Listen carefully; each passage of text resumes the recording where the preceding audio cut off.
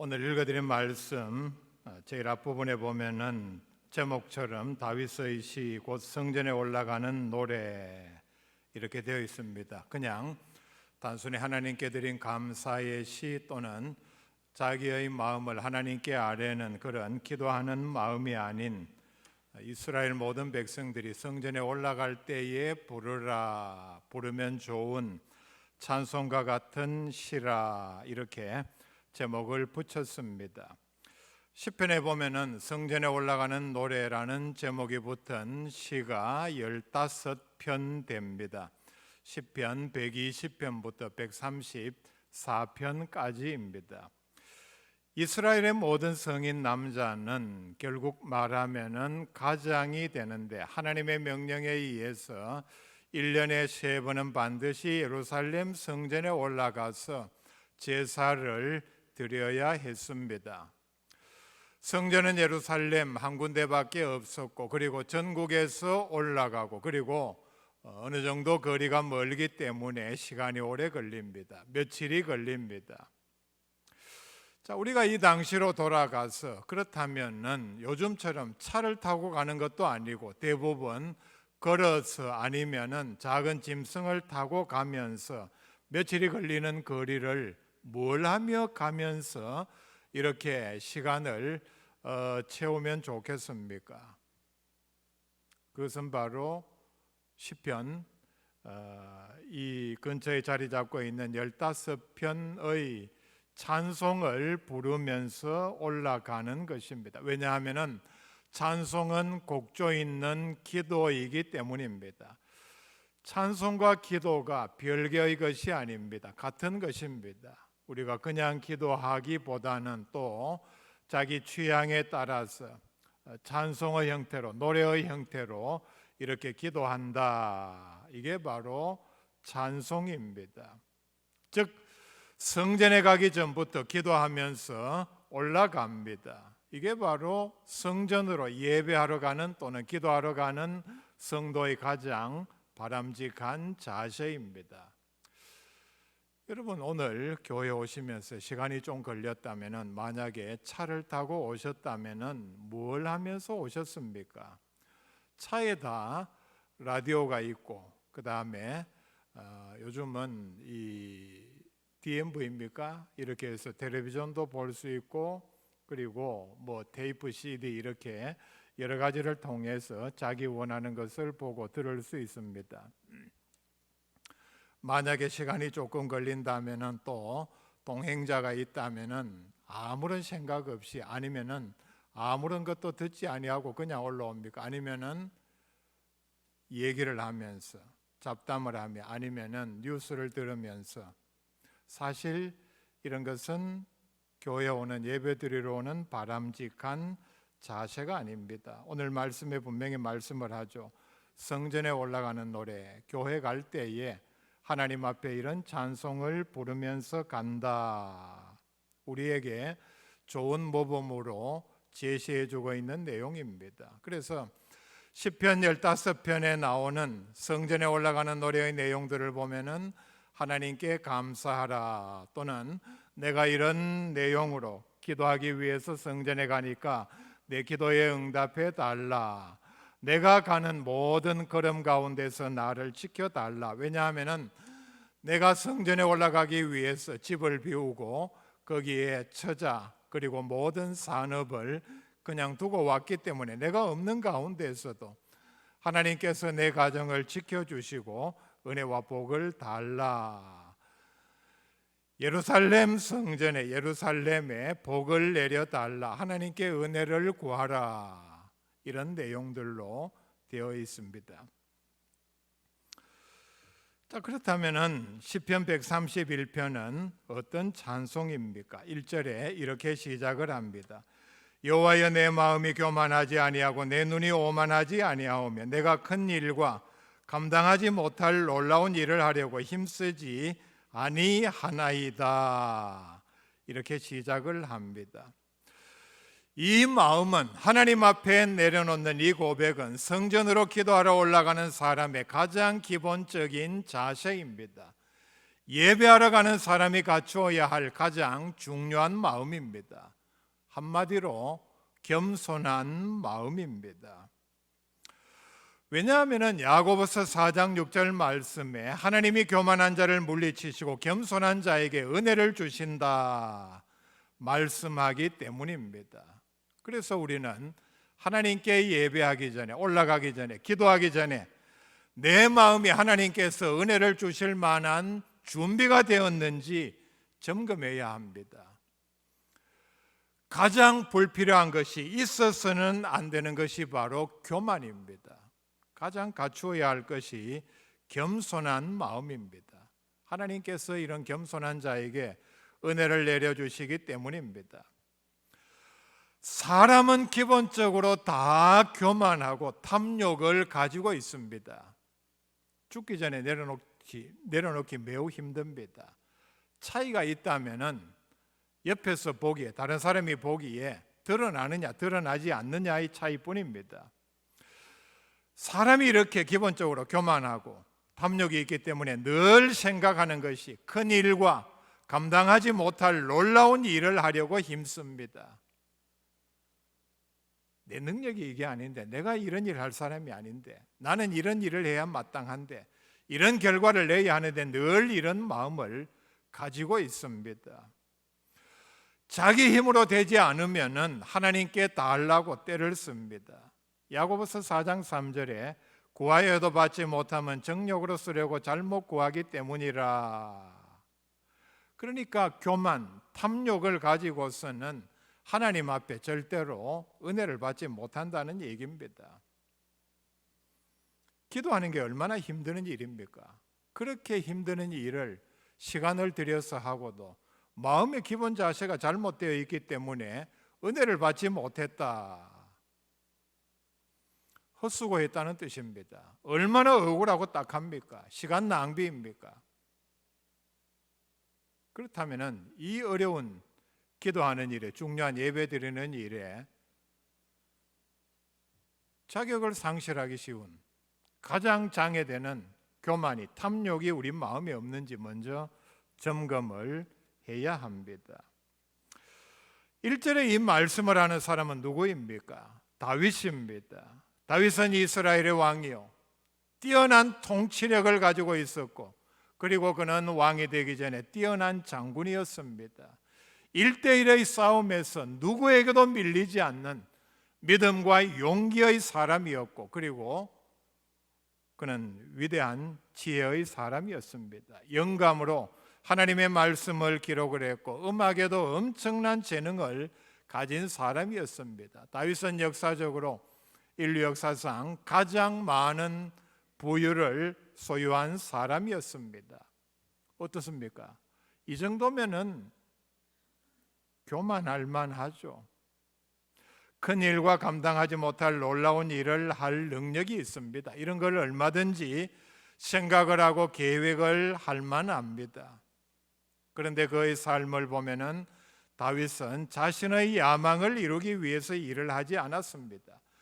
철저하게 자신을 하나님의 뜻에 맞추는 삶으로 하나님을 기쁘시게 했습니다. 그래서 신약 성경에서도 하나님의 뜻을 따라 섬겼다, 그를 평가를 합니다. 우리가 하나님 앞에 나오면서 갖추어야 할 제일 중요한 마음은 바로 겸손입니다. 어떤 마음이냐? 하나님의 전적인 자비하심이 아니면 나는 어떤 방법으로도 용서받을 수 없는, 구원받을 수 없는 죄인입니다. 바로 이 겸손이 우리에게 필요합니다. 여러분, 하나님 앞에 나오면서 조금이라도 나는 다른 사람보다 낫지, 코로나 때문에 핑계대고 교회 안 나오는 사람이 얼마나 많은데 그래도 나는 교회 나오고 충성을 얼마만큼 했고 하나님 앞에 내드린 충성이 얼마나 되는지, 매우 위험한 생각입니다. 그 다음에 버려야 할 것은 분수에 넘치는 부귀, 권력, 명예를 탐하지 않는 믿음입니다. 다윗은 1절에서 이 고백이 바로 이런 뜻입니다. 내가 전에는 교만했고 그리고 큰 일과 감당하지 못할 일을 하려고 애를 썼는데 이제는 이런 모든 것들을 다 내려놓고 전적으로 낮은 마음으로 빈 마음으로 하나님 앞에 찾아 나왔습니다. 이 마음이 바로 하나님을 만날 준비가 된 마음입니다. 성전에 올라가면서 이런 고백을 먼저 하고 난 다음에 2절에 이 말씀을 합니다. 실로 내가 내 영혼으로 고요하고 평온하게 하기를, 그렇게 말씀을 합니다. 자기의 마음이, 즉 영혼이 하나님 앞에서 이제 준비가 되었다. 우리의 마음은 예수님께서 비유로 말씀하셨습니다. 예수님께서 찾아오셔서 거하는 집이라 말씀을 했는데, 그렇다면은 우리의 집이 불안으로, 탐욕, 시기, 교만 또는 어떤 일 때문에 짜증과 원망으로 가득한 집이 되었어야 되겠습니까? 그런 마음에, 내가 그런 마음을 가지고 있으면서 예수님 내 마음에 오셔서 편히 쉬시면서 내 모든 삶을 인도해 주십시오. 이렇게 생각하는 것은 귀한 손님을 자기 집에 모셔놓고 바퀴벌레가 득실거리게 하고, 그리고 담배 연기로 아니면은 굉장히 싫어하는 소음으로 가득하게 하는 것과 마찬가지입니다. 우리의 마음의 주인이신 예수님은 고요하고 평안한 마음에 계시기를 좋아합니다. 자, 그렇다면 다윗이 이런 마음을 갖기까지 어떤 과정을 거쳤는가? 2절 말씀에 보면은 다윗은 아마 과거에 젖을 떼는 것과 같은 어린아이의 마음을 가진 것으로 이렇게 우리가 알 수 있습니다. 자, 젖을 떼는 아이, 젖을 떼는 중에 있는 아이의 경우를 한번 생각해 봅시다. 모유가 어린아이에게 가장 완벽한 음식이요, 필요한 모든 영양소를 다 가지고 있고, 그리고 면역 물질까지 이렇게 포함이 되어 있다, 우리에게 알려진 상식입니다. 그래서 되도록이면은 일정 기간 아이가 출산하자마자 모유를 먹이는 것이 매우 좋다, 그렇게 권장을 합니다.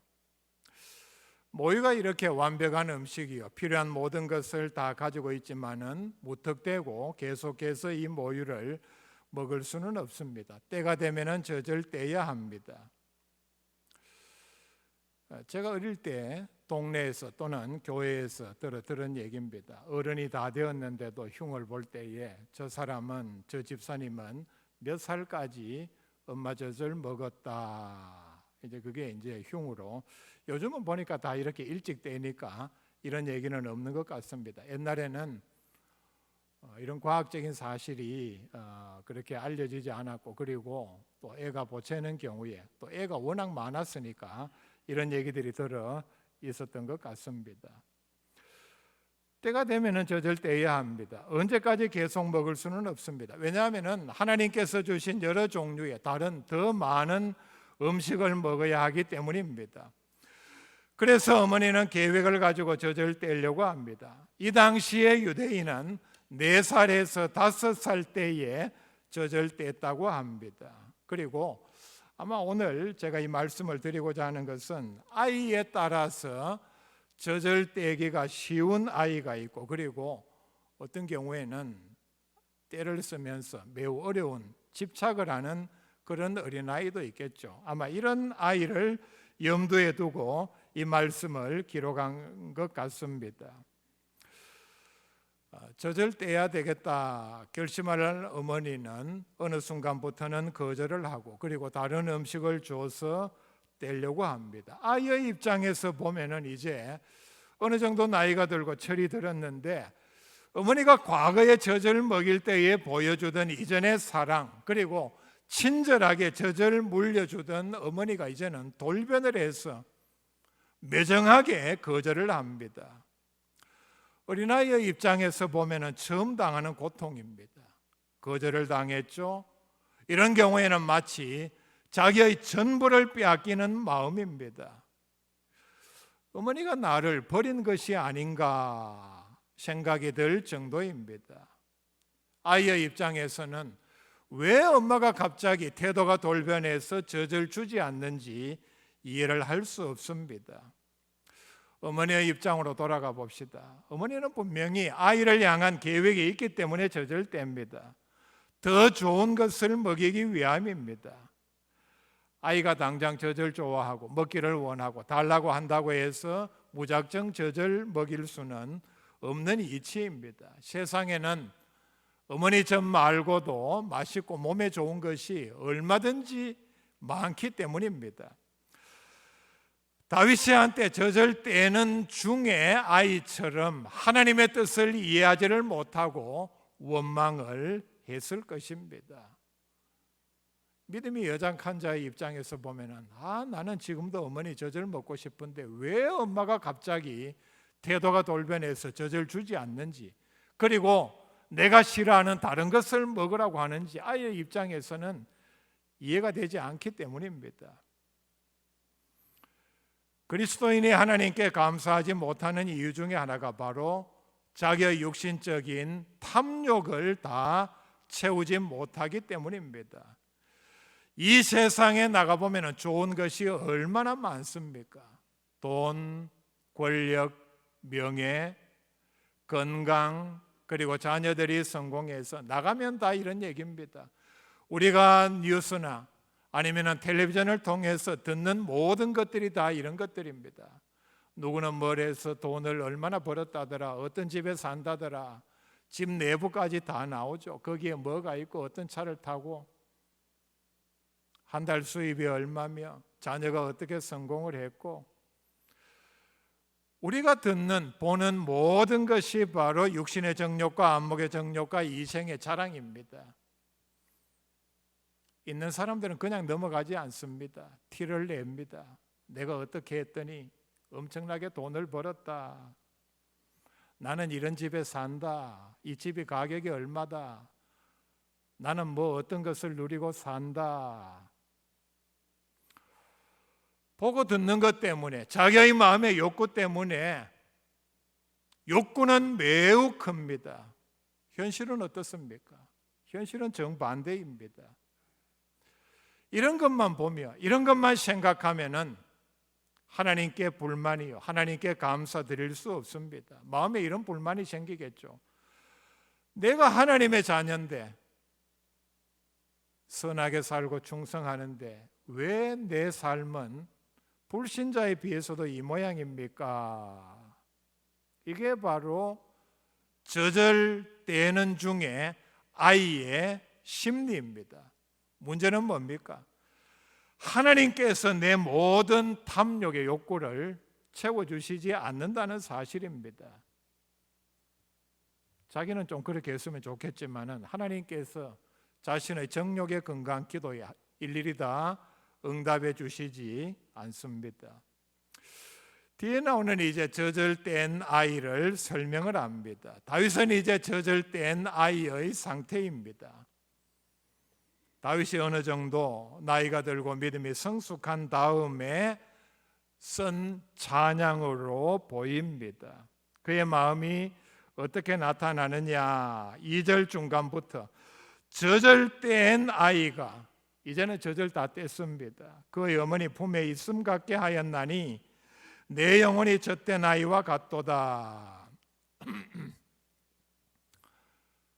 과거에는 젖을 떼는 중에 있었는데, 그래서 어머니 젖에 집착을 하고 먹지 못해서 안달을 하고 짜증을 내는 그런 아이였는데, 이제는 내 영혼이 젖을 뗀 아이와 같도다. 나는 이제 젖을 다 뗐습니다. 내 마음은 이제 평온합니다. 고백을 합니다. 고통스러운 과정이 다 끝났다는 얘기입니다. 성공적으로 젖을 다 뗐다면은 적응을 어떻게 했는지, 어머니가 어떤 방법을 썼는지, 아니면은 어머니 젖보다 더 맛있는 이유식이 3000년 전에 있었는지 알 수는 없지만은 이제 이 아이는 이유식이든 아니면은 다른 음식에도 적응을 했습니다. 젖을 떼고 다른 음식을 먹어보니 세상에 맛있는 게 얼마나 많은지 어머니 젖에만 집착하던 자신의 과거가 부끄럽게 느껴졌습니다. 이제 다시는 어머니 젖을 찾지를 않습니다. 젖을 뗀 아이의 마음이 평온하다는 뜻이 바로 이런 뜻입니다.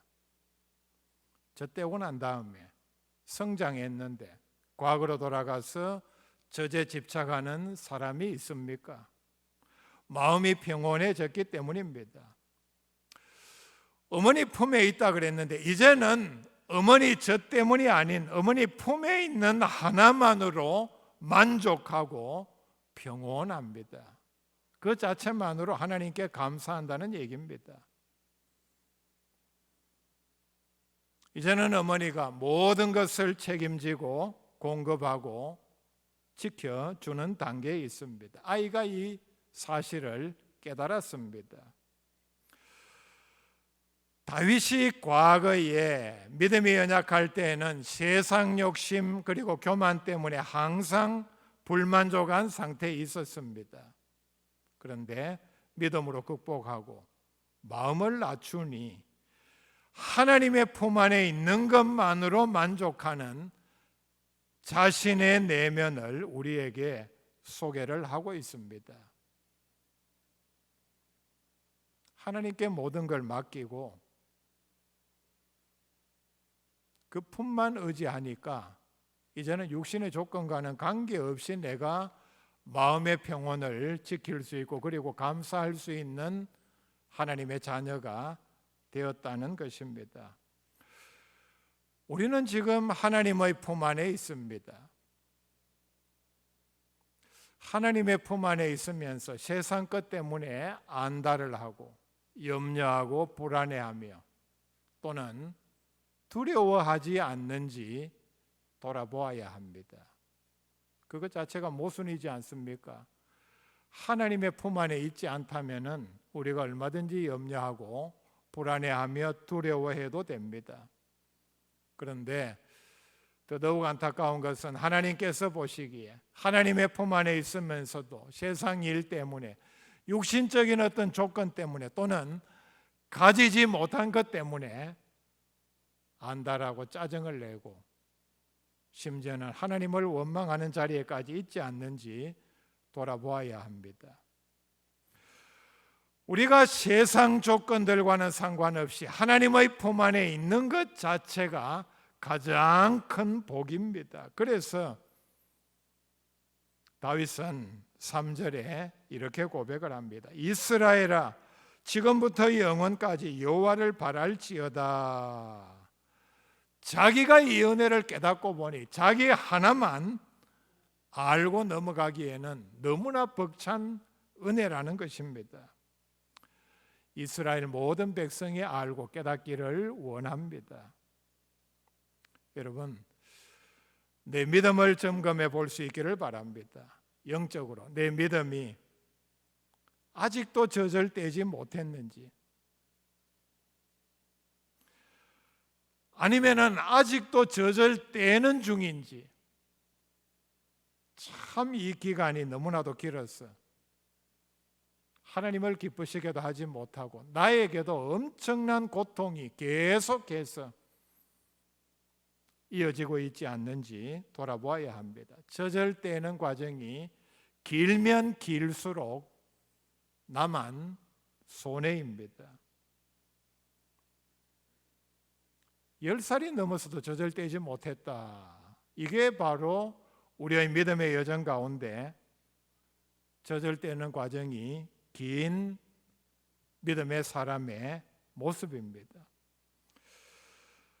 시편 131편을 하나님께 드리는 찬송, 기도라고 우리가 요약을 한다면 이 한마디로 요약을 할 수 있습니다. 하나님, 나는 세상 조건과는 관계없이 하나님의 품 안에 있는 하나만으로도 나는 감사합니다. 이 믿음이 바로 하나님께서 가장 기뻐 받으시는 예배자의 믿음입니다. 이 믿음의 소유자가 다 될 수 있기를 바랍니다.